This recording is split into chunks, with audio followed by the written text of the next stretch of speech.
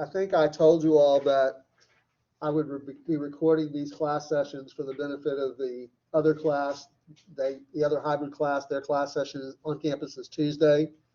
And I record their class session for your benefit. And that's the way we get the full 3 hours of instruction in, or quote unquote 3 hours of instruction. We call it 3 hours. Okay. What was you supposed to do between the last time I saw you, the first time I saw you, and today? Okay, good. And I hope you did that, right?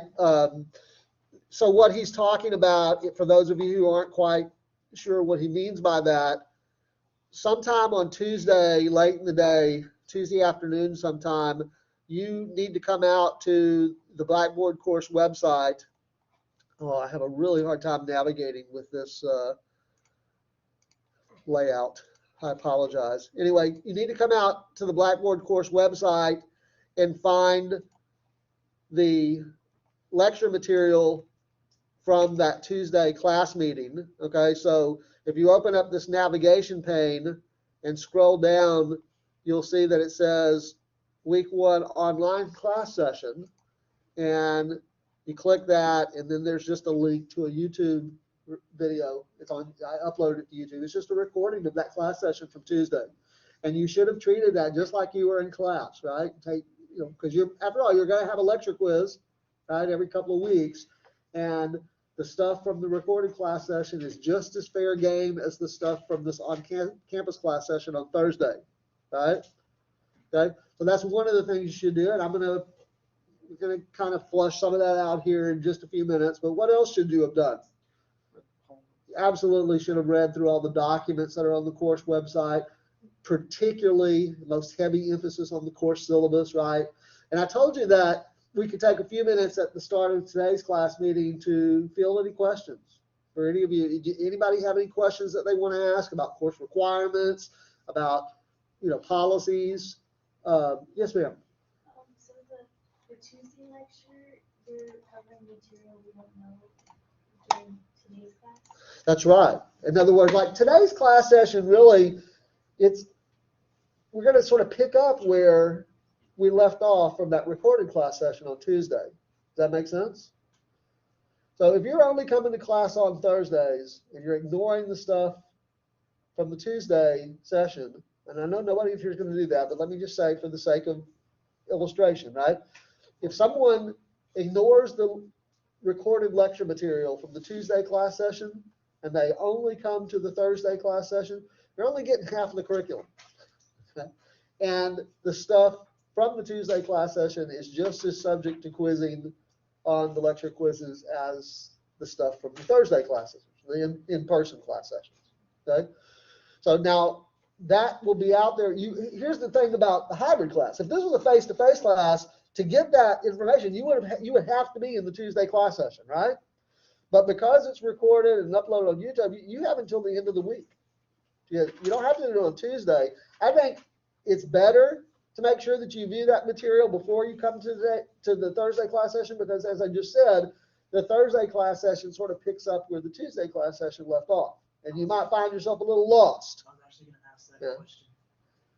I mean, I'm happy to answer whatever questions that you have from those Tuesday class sessions, but please be aware it's not practical to expect me to go back and re-lecture the stuff from the Tuesday class session. So if you ignore those recordings, thank you.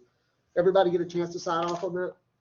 Okay. So if you ignore those Tuesday recorded class sessions and just come on Thursday and expect to be like right up to speed, you're probably going to be disappointed, because I'm probably going to say something to you like, well, that was covered in the Tuesday class session.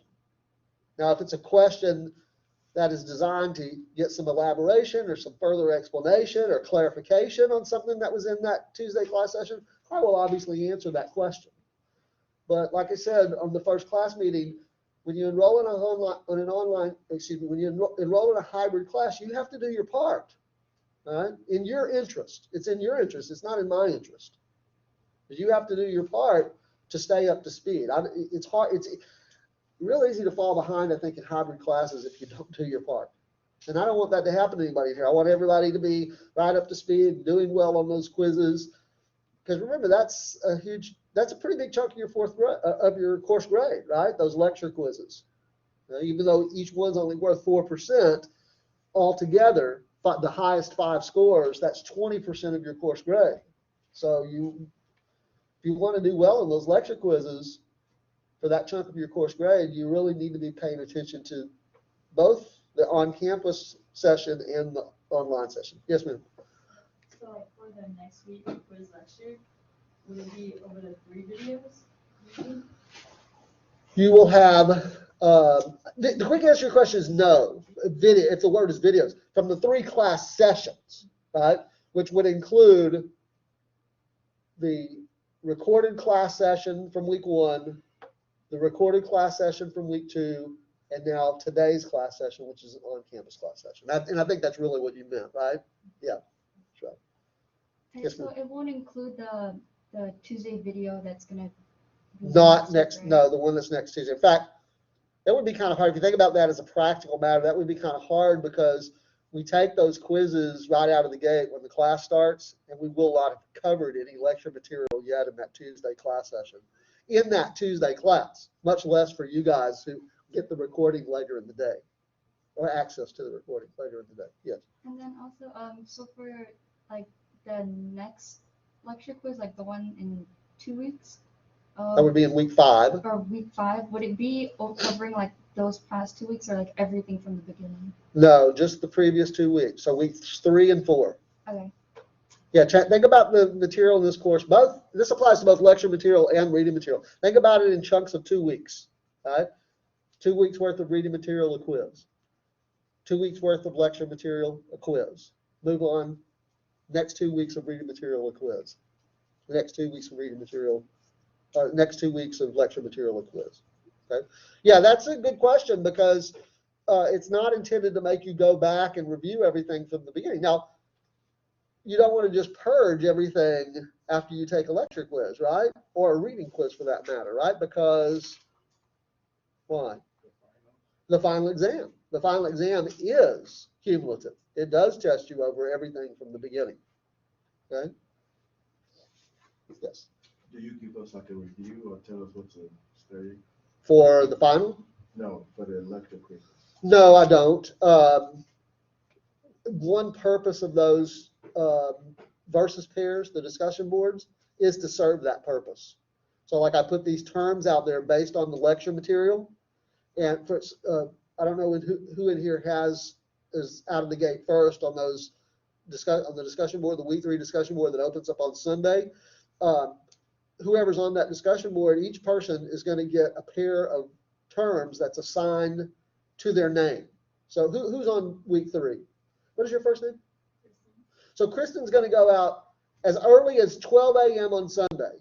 All right, but sometime during the day on Monday, because you have 48 hours or 47 hours, 59 minutes to do this part of it, right? She's going to go out and she's going to find her name. Kristen Bruner is your last name? Okay. She's going to find her name, Kristen Bruner, and next to her name is going to be a pair of terms. This versus that, okay? Whatever this and that are. A versus B, X versus Y. There's actually going to be some concepts there based on what we covered in lecture material. Okay? They're not going to just be some concepts that we didn't cover. Okay? This is why I can't really open the discussion board until we actually finish with that chunk of lecture material. All right? So she's going to recognize this because she pays attention in class and she watches the videos, right? She's going to recognize that, and she might want to go back and consult her notes to make sure she flushes out a really good written, post. But that's a way, I think, to kind of serve as a, not just her individual post, but all of the pairs that are out there can kind of serve as a study guide for you. Okay? That's why all of you should probably monitor the discussion boards each week, not just the weeks that you're assigned. And your classmates are helping you with those because they're writing out very good, thoughtful explanations of those concepts and maybe triggering your memory about things that we discussed in class or getting you to think a little bit differently about maybe than what you had thought about when we covered that material in class. That's my ideal model for how those discussion boards work. think about it like that. It's not just something you're going to get graded on it, and the quality of your answer is what impacts your grade. But maybe if it's extra motivation for you, think about how you're just really trying to help your classmates study. It's like an asynchronous study group. And after the, like, due time for the discussion boards, we'll still be able to, like, look at it? Yes. Okay. Yes, the discussion boards are the one piece, one graded component of the course that stay open, in fact, all semester. I just leave because I don't go back and close them up, right? I just leave them open. Now, rest comfortably that you're not going to see any kind of grades on that discussion board. I do grade your discussion boards, and I do provide feedback, but not on the discussion board. I do it individually. So all you're going to see on that discussion board is what you wrote and what your classmates wrote.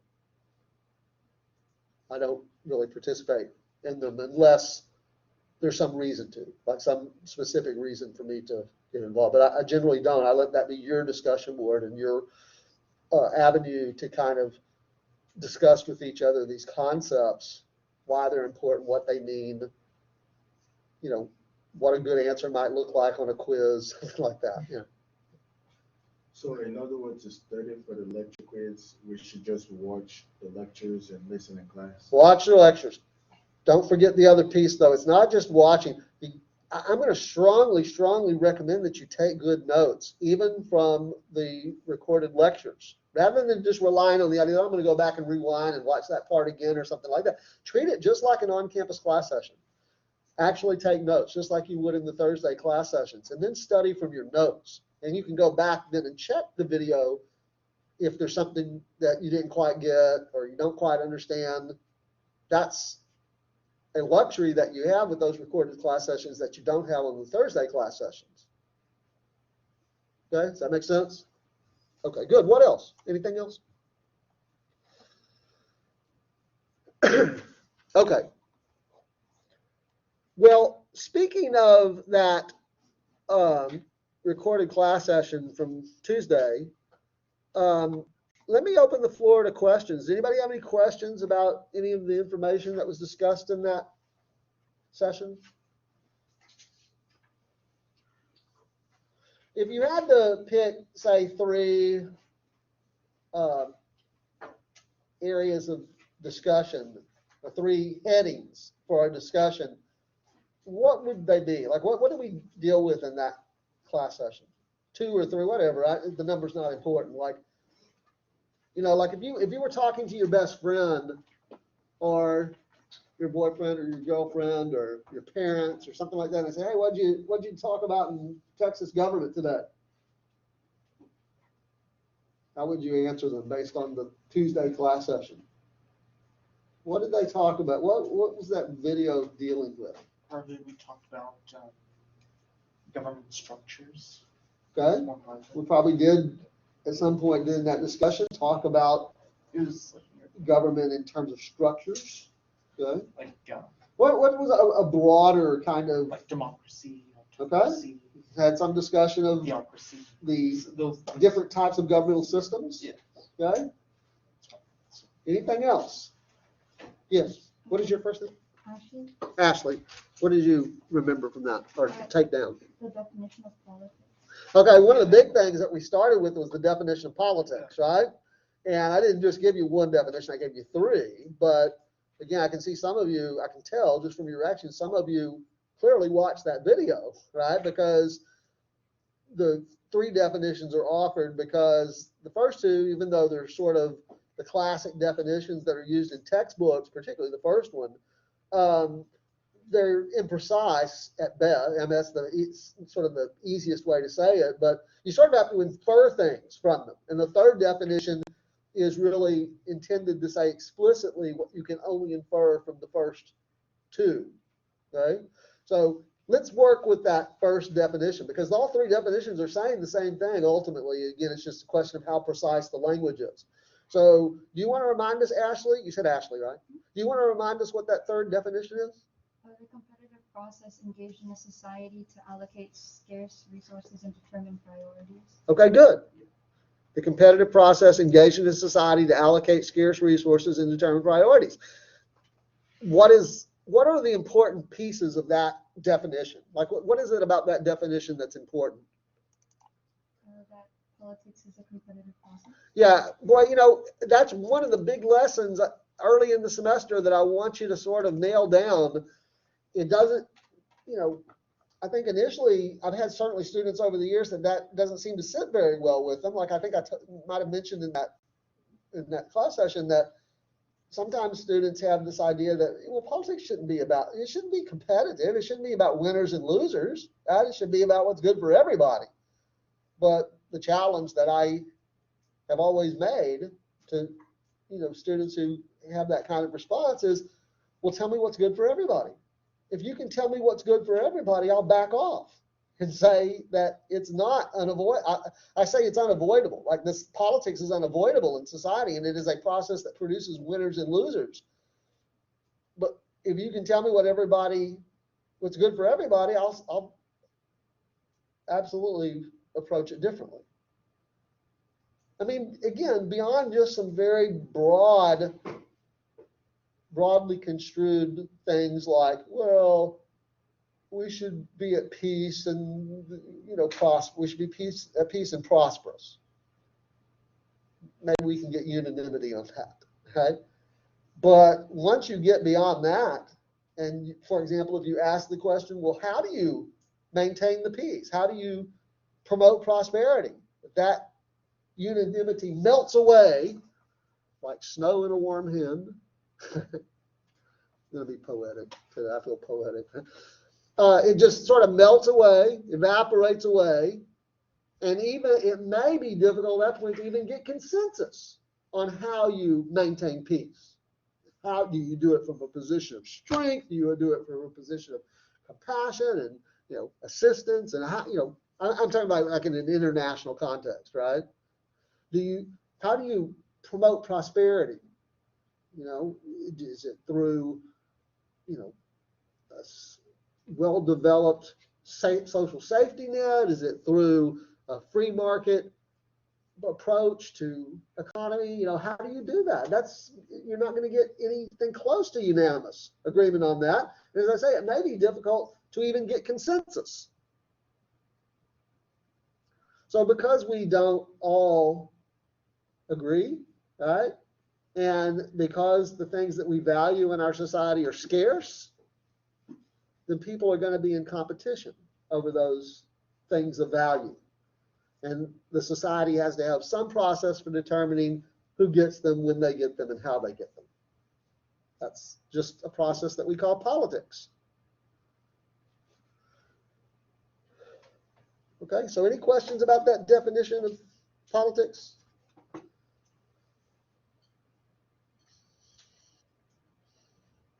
As I said, for the benefit of the Tuesday class meeting and that benefit of you in the recording, we don't have to think about it as absolute winners and absolute losers. We're talking about wealth as a thing of value. We don't have to think, oh, someone or some group gets absolutely all the wealth and everybody else gets nothing, right? It's really relative, right? Some people get relatively more, some people get relatively less.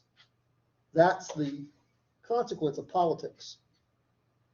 And as I say, it's just inescapable. At least if we're talking about human earthly society, right? If we're talking about everyone dying and going to heaven, where there is no scarcity, then we want to have politics. Anybody else have any questions they want to ask about that? And then what about the definitions of government? Or I should say singular, definition of government.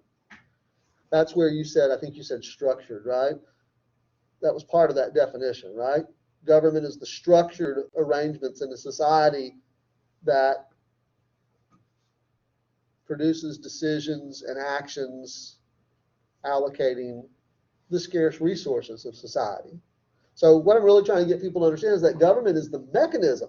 We can see the connection between politics and government just because both of those definitions use the word scarce resources. Politics is the competitive process engaged by society to allocate scarce resources, determine priorities. government is the structured arrangements in a society that produces decisions and actions allocating scarce resources. So we can see that there's a clear connection between those two. And our intuition, that's not news to you. You know that there's a connection between politics and government. It's hard to say one without saying the other, or think of one without thinking of the other. Although, remember that politics is the broader concept, and there are other kinds of institutions where we have processes that we might call politics, right? And there's politics in, schools and education, right? There's politics in Little League Baseball. athletics. That was right. I mean, but again, as I told you, that's a big one. At least in the minds of people who are less successful in the competition on the field, right? It's all politics. Okay?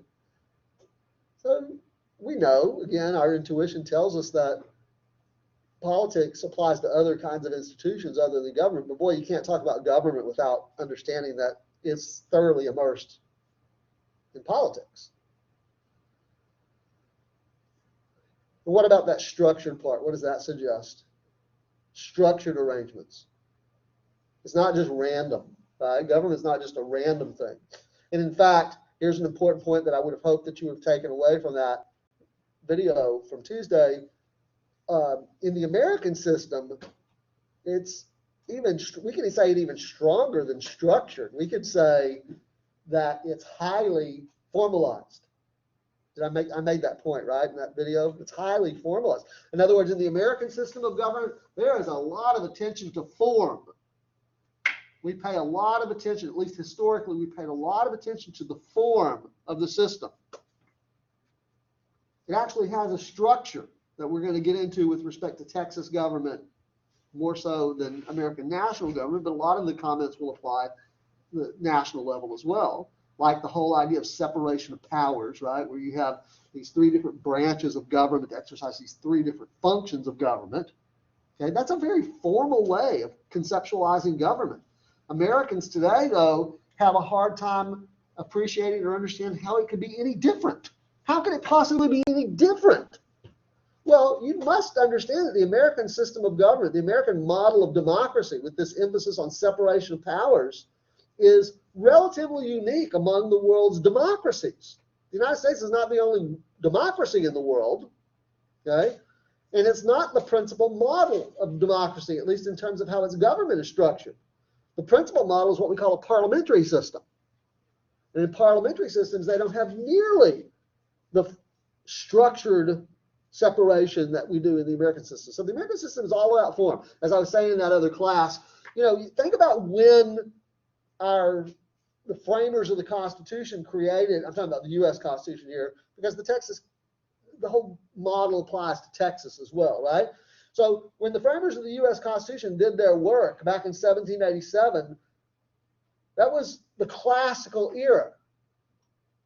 Any of you in here musicians or students of architecture or art? What is the sort of defining characteristic of music and architecture and art from the classical era? It's all this attention to form, okay? Just real attention to form. So it shouldn't surprise us that the American founders during this very same era, we think about, the classical composers, right? All this attention to form in their music, right? It's not a coincidence that the Americans during this very same era in creating their system of government paid a lot of attention to form. And we have persisted down to this day to pay attention to the form. And the most serious objections to government actions that we hear in the American system, even down to today, are generally allegations that government has operated outside of the form or the structure, outside of the established parameters, so that we even use the word unconstitutional. We say that's unconstitutional because the Constitution imposes a form and a structure. Okay, and then you're right, Martin, we did have a little bit of time in that video where I talked about different systems different types of systems. So we can take and put in front of that word democracy, or we can put in front of that phrase system of government an adjective like democratic or autocratic or theocratic or something like that. Or if we want to use the noun form, a democracy, an autocracy, a theocracy, etc. Right? That just helps us. I just, touched on that because I think that now that we have our definition of government, we can begin to entertain the idea that not all governments are the same, right? That, we could probably characterize them differently. That's one basis on which we can characterize governments differently, is in terms of, those adjectives. Okay, so we do need to move on. Any other questions, comments, concerns? Okay, so today's class meeting, we're going to deal with policy a little bit. And I'm going to suggest to you that this is the one time of the semester in this discussion of public policy here in week 2 where the reading material and the lecture material is in perfect alignment. Okay. Most points during the semester, as we go along, you may notice that there are at least some differences between the way that I talk about concepts in class versus the way that the authors of the textbook do it. We hope that there's not too dramatic of a difference between the two, but we can entertain the possibility that it's not exactly the same.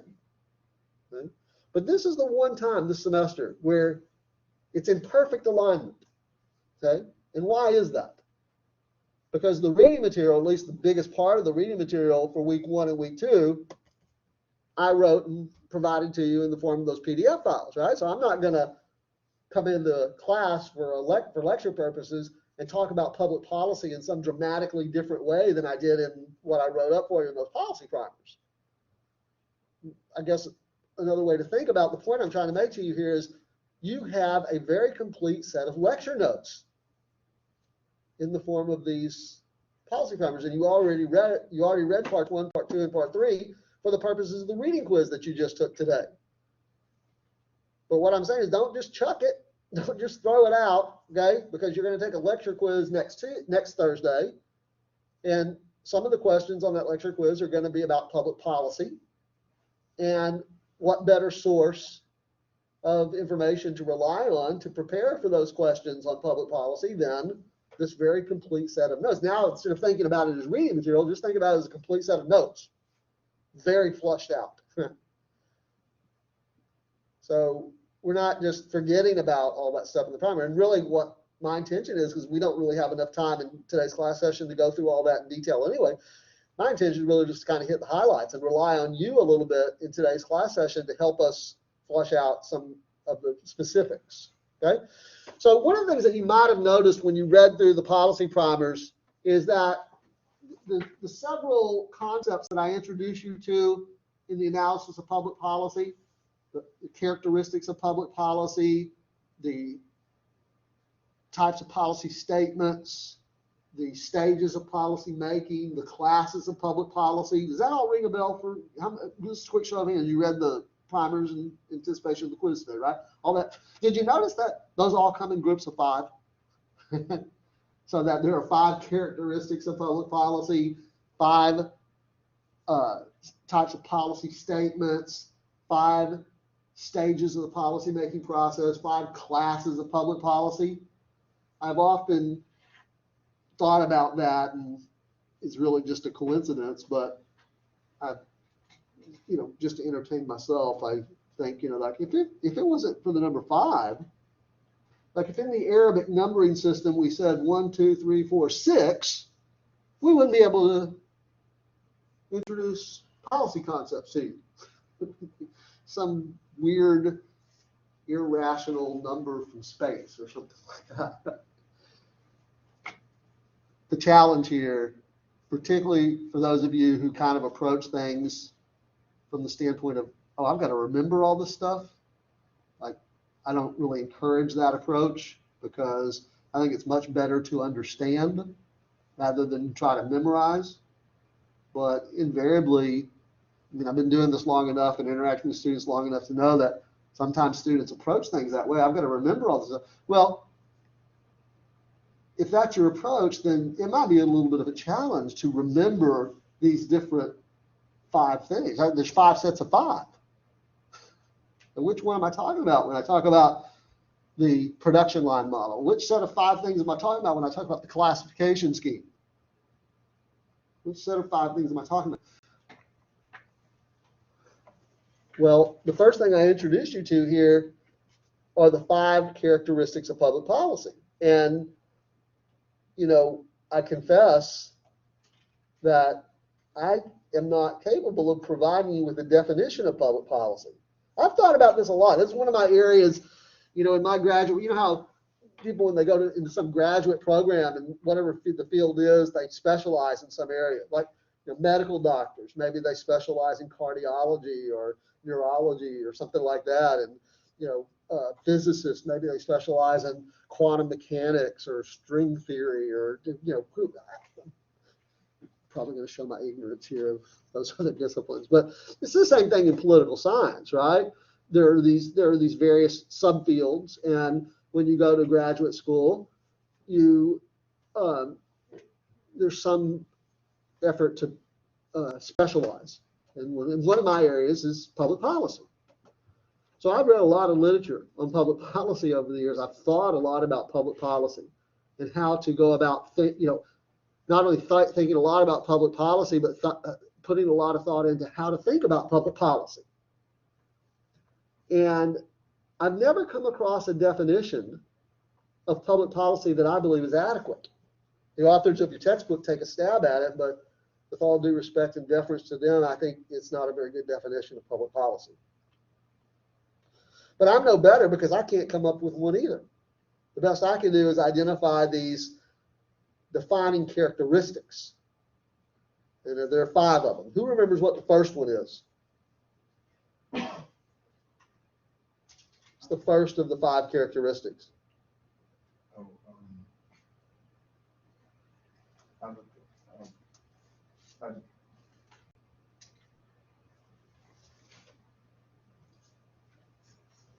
Assessing the setting. Say it again. Actions rather than. Very good. Okay, so I think this is a really big one. And I'm not going to go through all of this information in the primer with you again, but I think that first one is really something that maybe warrants a little bit of in-class discussion and consideration.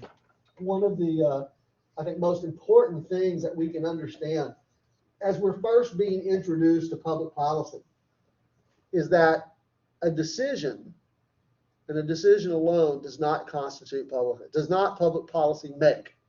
Okay? And in fact, policy has 2 components, and I like to think about it as a simple arithmetic expression. Right? So you have decisions and you have actions. A little bit later on in the policy primer, I change up the language just a little bit, and I say policy statements. And who remembers what the other word is here? Implementation. Okay, but it's the same thing, same idea. And why is it so important to understand that it's really the actions, that part of it, that component, that determines the substance of the policy?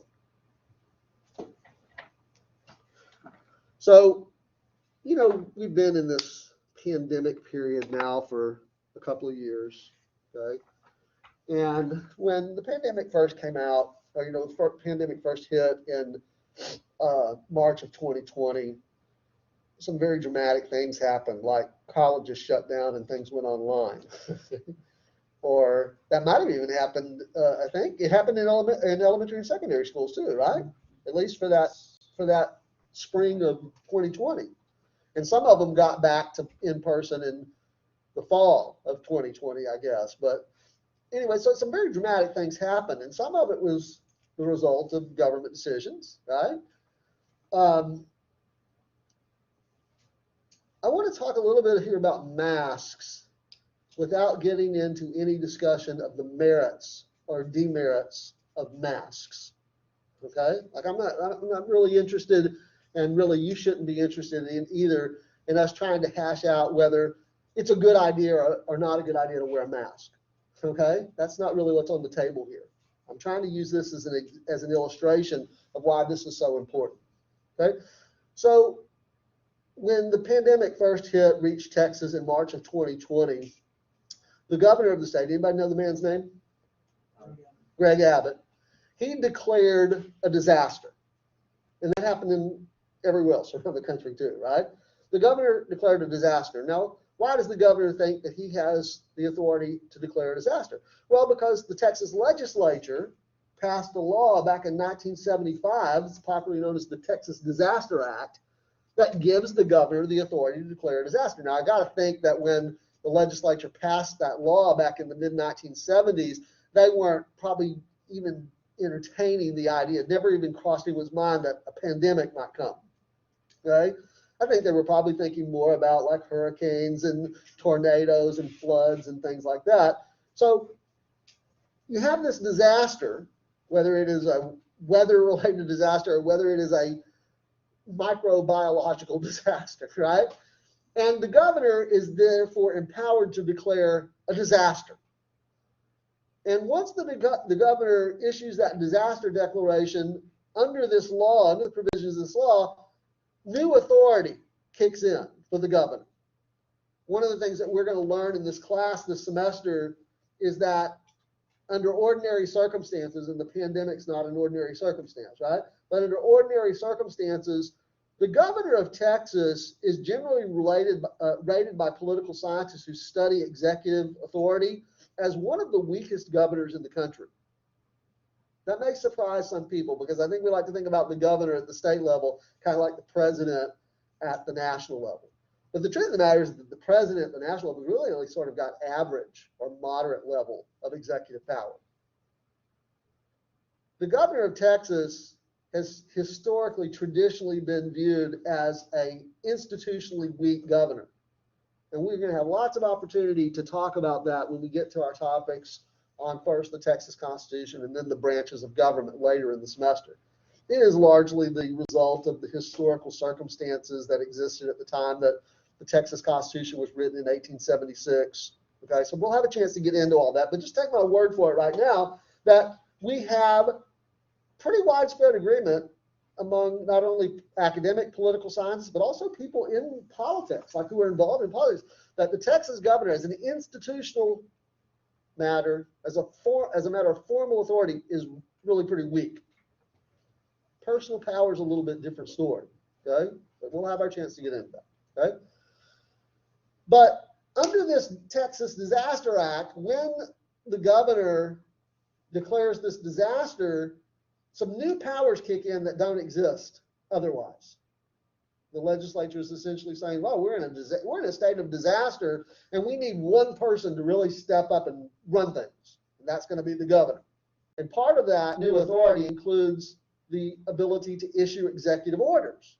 And Governor Abbott did that. If you look at kind of a timeline of Governor Abbott first came to Austin as the governor in 2015. He was elected in 2014.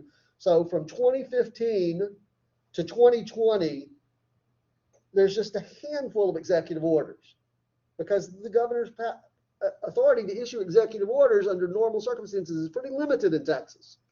But this new power kicks in March of 2020 as the result of this disaster declaration. And now the number of executive orders that Greg Abbott starts issuing just explodes. Presumably, these executive orders are supposed to be under the auspices of curbing the spread of this pandemic, right? And initially, that meant things like shutdowns. I don't know if you can remember back 2 years ago, but restaurants and bars were shut down for a time. And then when they started to reopen, it was at 25% capacity and 50% capacity and then 70, something like that, right? Everybody remember that? Well, that essentially came from executive orders. Okay? Now, Governor Abbott never issued an executive order requiring masks, okay? But many local governments in Texas did, right? City, governments, county governments, school district governments, okay? Now, at some point, I think it was about the end of the summer of 2020, and I think it was largely as a result of political pressure, Governor Abbott issued an executive order not requiring masks, but in fact prohibiting local governments from mandating masks. Anybody remember that? Governor Abbott said, oh, we're not going to let city governments, we're not going to let the city of Sugarland, we're not going to let the city of Houston, the city of Dallas, the city of Austin, or county governments, Harris County, Fort Bend County, school districts, Houston Independent School District, Fort Bend Independent School. We're not going to let those governments, those are governments, right? We're not going to let those governments require people to wear masks. And it's kind of hard to argue just from a logical standpoint that this executive order that Governor Abbott issued was designed to curb the pandemic.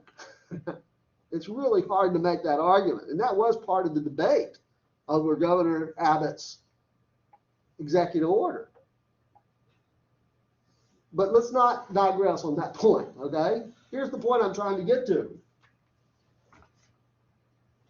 The executive order issued by Governor Abbott is a statement, a policy statement, okay? But if in, at least for a time, if in Fort Bend County, the county judge, KP George, says we're still going to require masks, despite what the governor says, we're still going to require masks in Fort Bend County buildings. Or over in Harris County, Lena Hidalgo says we're still going to require masks in Harris County buildings. If school district officials in Fort Bend Independent School District or Houston Independent School District, we're still going to require teachers, staff, and students to wear masks.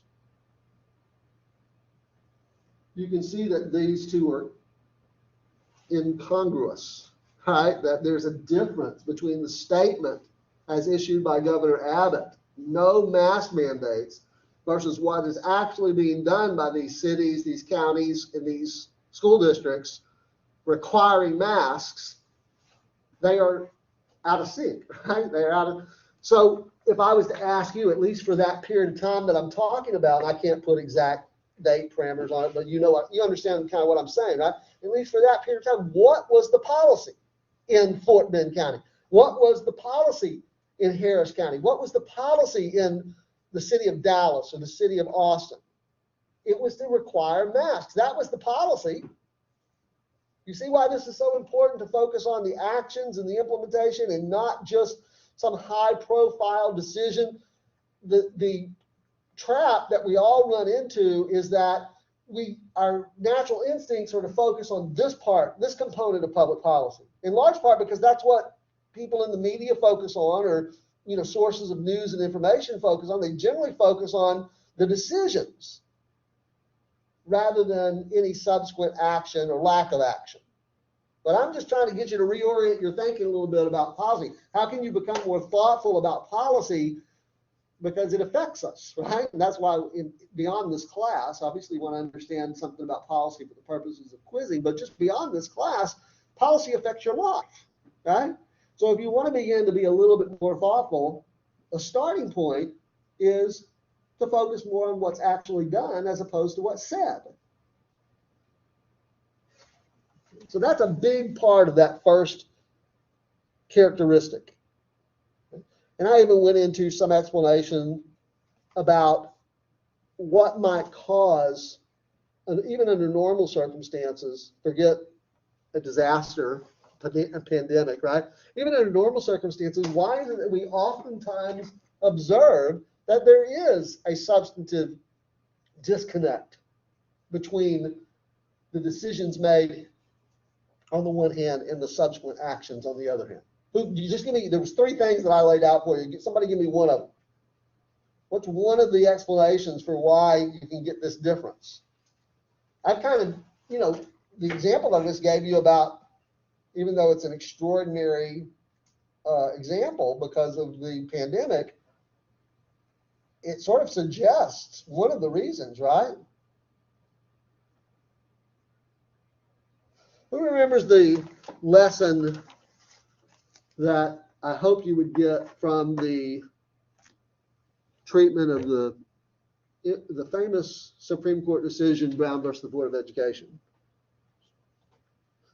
So you got these at that time, 9 men on the United States Supreme Court who handed down this very, very important decision on May 17th, 1954. That's a date that I think every American should know, every good citizen should know, May 17th, 1954.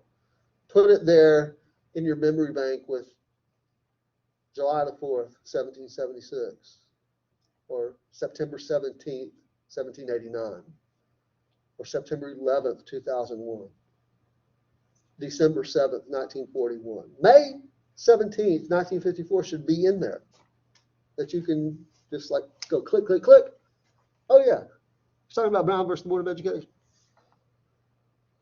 In that decision of the United States Supreme Court, the court said that this practice of segregating elementary and secondary school kids, public school kids, on the basis of race, one set of schools for whites and another set of schools for blacks, that's officially sanctioned in 17 states at the time, but actually practiced in more, required by state law in places like Texas, required by local law in other places like Kansas, the state from which Brown came out of a case that originated in Kansas, Topeka, Kansas, where they did it locally, like where the local school board said, no, we're going to have separate schools for whites and blacks. The Supreme Court said, you can't do that. That's a violation of the Constitution. It's a violation specifically of the 14th Amendment Equal Protection Clause of the U.S. Constitution. But just because the Supreme Court, and by the way, they ordered integration with quote, all deliberate speed, unquote. But just because the court said that that's unconstitutional in 1954 and ordered integration, didn't magically make it happen overnight. In fact, it took decades, and some would say we're still not there, fully there. But even like 20 years after the Supreme Court's decision, if you were to look at public elementary and secondary schools in the South, Texas and Arkansas and Mississippi and Alabama and Georgia and Florida, right? Like the old South, right? You would have found as late as the 1970s, maybe up until around 1972 or 73, something like that, that 99 to 100% of African-American school children attending public elementary and secondary schools in this country or in those states attended schools where the enrollment was 100% African-American. There had been virtually no movement towards compliance with the court's order from 1954 as late as 1972, 1973. You just can't say, how can you possibly say that the policy at that time in Texas was to integrate when in fact, clearly public schools were still desegregated or were still segregated? You see what I'm saying? Well, that's why it's important to focus on the actions rather than just the statement. Now, we would hope that these two would be in alignment. Okay, and now I'm just kind of circling back to the point that the question that I asked you. We would hope that these two would be in alignment, but sometimes, frequently, in fact, they're not in perfect alignment. Sometimes there's substantial differences between the actions in this, and sometimes it's just kind of minor, differences. But give me at least one reason for that. The story about Brown versus the Board of Education illustrates what? Which one? I would tell you the biggest of the three reasons, biggest of the three explanations that I offered you. What's first of all, let me make sure, is everybody clear? What's the question that I put in front of you? Name one of the three examples. Okay, you're right. That is the question. Or that's the, yeah, I mean, but what's the sort of the philosophical question or, sort of framing question here about naming one of the three reasons? why can there be a difference between the public decision that some government institution makes, in this case, the United States Supreme Court, and the subsequent action? There's measurable, in that example, there's measurable differences between what this would suggest and what we actually saw happen. Well, it's like the decision was made to like have the image of them wanting to do that, but the actions show that they might not actually have wanted to get the integration going. Who is they? Well, the Supreme Court Are you- wanted to get going, and maybe some like local governments were like, yeah, we want that, but they actually didn't do the integration. Maybe. In many cases, though, there was outright opposition and defiance. Okay? In places like Texas and Mississippi and Arkansas and Alabama and so on, where, you know, local officials essentially said, not in my country. So the point I'm really trying to get you to recall from the primer is that in the usual scenario in the American system, and Texas is a part of that, right? Texas is part of the American system. The usual scenario is that you have different sets of actors who make the decisions and another set of actors who are responsible for carrying out the decisions. And sometimes, as this very dramatic example of Brown versus the Board of Education suggests, is that the very people who would be responsible for integration as a result of the court's decision, those who would be responsible for actually integrating were in outright opposition and defiance. State governors, state legislatures, local school board officials, they just did not want to do it, and they weren't going to do it. Make us do it. I bet you can't make us do it, was essentially their posture. You understand what I'm saying? Like, that's a very extreme or very dramatic example of the broader point that I'm trying to make, but you should understand that most of the time it's not that dramatic. Most of the time it's just the result of the fact that the people who are responsible for implementing the policy, carrying out the policy action, just aren't as committed maybe to the policy objectives as the people who made the decision. Or maybe there's not enough incentive in it for them to do it, or maybe they don't get the resources for it. But that's real common in the American system at both the national and state levels. You can have a legislative body like, say, the United States Congress or the Texas legislature at the state level that authorize some sort of policy, but they may not provide the resources to the officials who are in charge of implementation to actually carry it out. Maybe, like I'm talking about, it can be so concrete as say budgetary resources. They're just not going to fund it at any kind of level that would allow these people to actually carry out the policy. So it could be that, okay? But the broader point is that you just have different sets of institutional actors. And that is the rule in the American system, not the exception.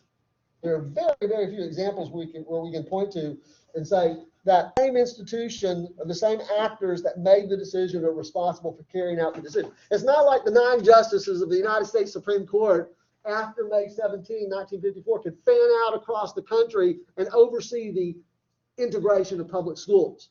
That was going to have to be something that state governors are going to have to do, and local school district officials are going to have to do. The court can't implement that. Okay, questions about that point? There were 2 other reasons that I gave you too, so don't forget about those. Okay.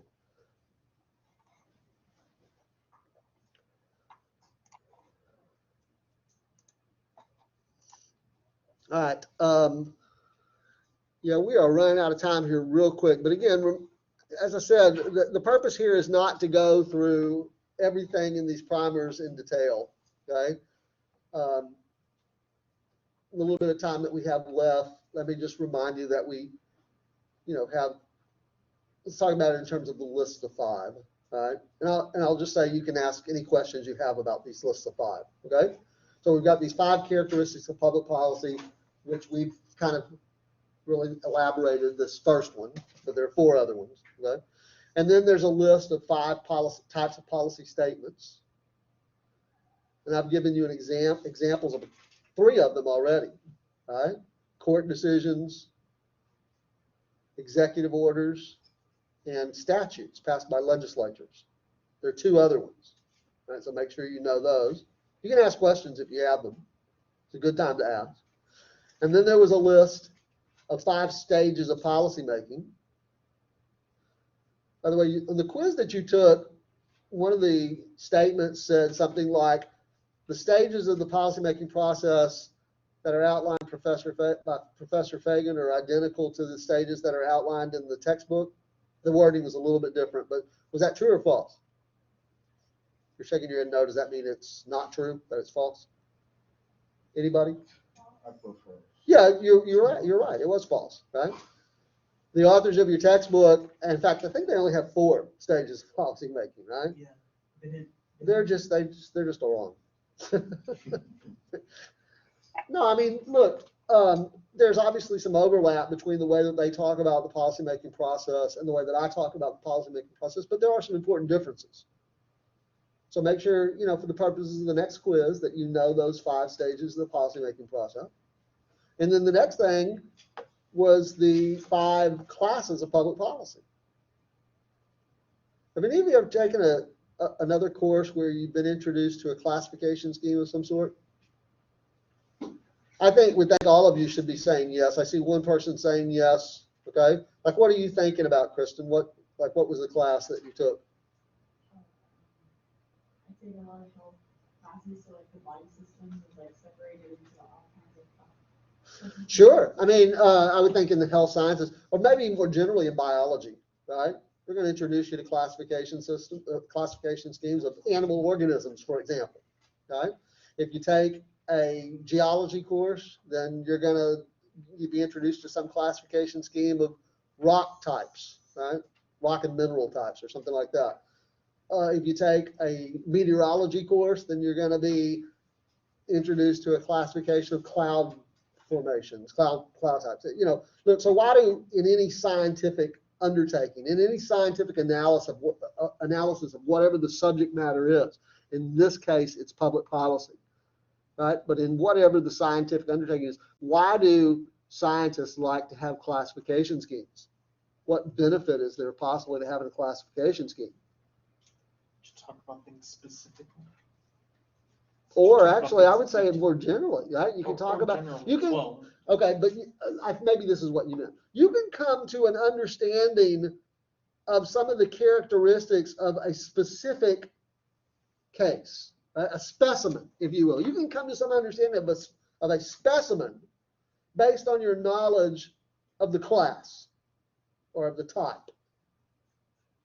So if I said to you, hey, nobody, no sudden movements, but we have with us here, back of the classroom, a primate, right? Your brain goes click, click, click, click. And you start, you already have some notions without even turning around looking. You already have some notions of maybe what the specimen looks like or what some of its characteristics are, right? This is not a biology class, so we don't have to go through that. But one of them is this, right? Which apparently is a pretty big deal in terms of evolutionary biology, right? Think about that for a second. Just like, you know what this thing does? It allows for higher order of development. Like, you can pick up one of these and have written language. Or you can, fashion tools and make things. Or you can weapons and, kill your enemies or hunt or whatever the case is. Try doing any of those things with a hoof on the end of your arm. So yeah, that's one of the characteristics of a primate, right? Is that, and what has allowed primates, presumably, to reach the apex of the animal kingdom. So we are told by biologists. Okay? Well, okay. What value is it to us in public policy? Well, it's essentially the same, right? If we know the classes pretty well, what the general characteristics are of the classes or the types of public policy, then when we encounter a specific example of public policy, which we do every day of the week, we can immediately start thinking about it in an ordered way. If I said to you, wait, what type or class of public policy is the speed limit? You understand that policy classification scheme. You say, oh, I've got to post 2 questions to answer. To answer your question, Fagan, what type of policy is this? I got to ask myself 2 questions. Okay? Who is the primary target group? And what is government doing to the primary target group? The primary target group in my example are motorists, people who drive cars, trucks, motorcycles, etc. And what is government doing? It's controlling their behavior. And that makes it what type of policy, what class of policy? What? Regulatory policy. All right? Because that is the character, those are the characteristic features of regulatory policy. Government is imposing through kind of a formula, right? Setting standards for behavior, inspecting for compliance. How do they do that with the speed? What's the standard is the actual speed limit, right? 65 miles an hour on the interstate, right? And how do they inspect for compliance? Oh, the police officer gets out there with his radar gun, right? And then what happens when the officer detects non-compliance? Imposes a punishment. That's the basic formula for regulatory policy. Okay, so if you know some things, that's just one of the 5 classes, right? But if you know some things about the basic characteristics of resource allocative policy, resource extractive policy, symbolic policy, and internal organization and management policy, in addition to the regulatory policy, that's pretty powerful, right? It gives you a basis, you know, even if you had, for whatever reason, we couldn't continue with this course from this point forward, now that you've been introduced to the classification scheme, you could apply that, you know, as you move forward, not only with your education, but just, as I say, just being a citizen. Okay, we're out of time. We will see you next week. What do you have to do between now and next week?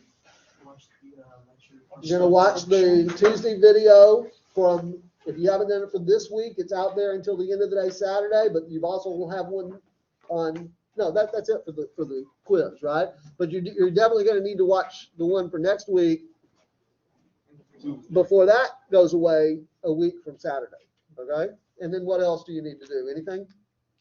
I'm asking this question as much for my benefit as for yours. Continue with the readings. Sure, you want to make sure you stay up on your readings, okay? But other than Get that, ready oh, for and those of you who have the week 3 discussion board, don't forget to do that. Okay? All right, good. We'll Getting see. ready for the other, sorry, the other quiz. The electrical things. The lecture quiz? Yeah, the lecture quiz. Yeah. Just remember, you're going to get a quiz every week. It's just a question of whether it is a lecture quiz or a reading quiz. Odd numbered weeks, lecture quizzes, even numbered weeks, reading quizzes. Okay, we'll see you on Thursday.